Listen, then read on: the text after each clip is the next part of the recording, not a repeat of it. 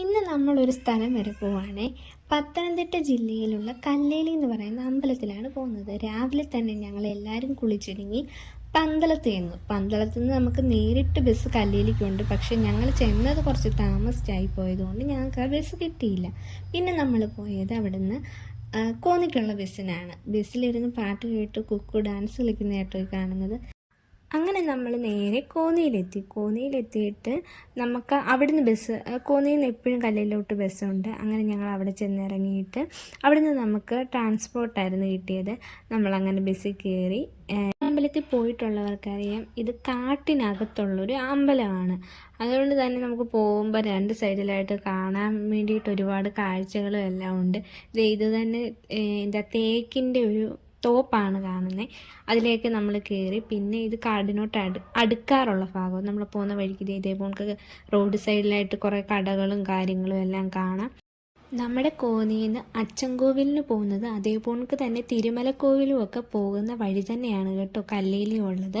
അങ്ങനെ തന്നെ നമ്മൾ നല്ല ഉൾവനത്തിലോട്ട് കയറിയിട്ടുണ്ട്. ഇതാണ് ആദ്യമേ നമ്മൾ അമ്പലത്തിന് മുന്നായിട്ട് ഒരു ചെറിയൊരു അമ്പലം. ഇതാണ് കേട്ടോ നമ്മുടെ കല്ലേലി ഊരാളിയപ്പൻ കാവ്. ഞങ്ങൾ പോയത് ഒരു ഇടദിവസമായിരുന്നു, ഞായറാഴ്ച ദിവസമാണ് ഇവിടെ ഏറ്റവും കൂടുതൽ തിരക്ക്. ഞങ്ങൾ ചെന്നിട്ടുണ്ടായിരുന്നപ്പോൾ വലിയ തിരക്കുകളും കാര്യങ്ങളും ഒന്നും ഉണ്ടായിരുന്നില്ല. അങ്ങനെ ഞങ്ങൾ അമ്പലത്തിൽ കയറുകയൊക്കെ ചെയ്ത്. അമ്പലത്തിനകത്താണെങ്കിൽ നമുക്ക് വീഡിയോ ഒന്നും എടുക്കാൻ പറ്റത്തില്ല. ഇഷ്ടം പോണക്ക് കുരങ്ങളുണ്ട് കേട്ടോ ഇവിടെ.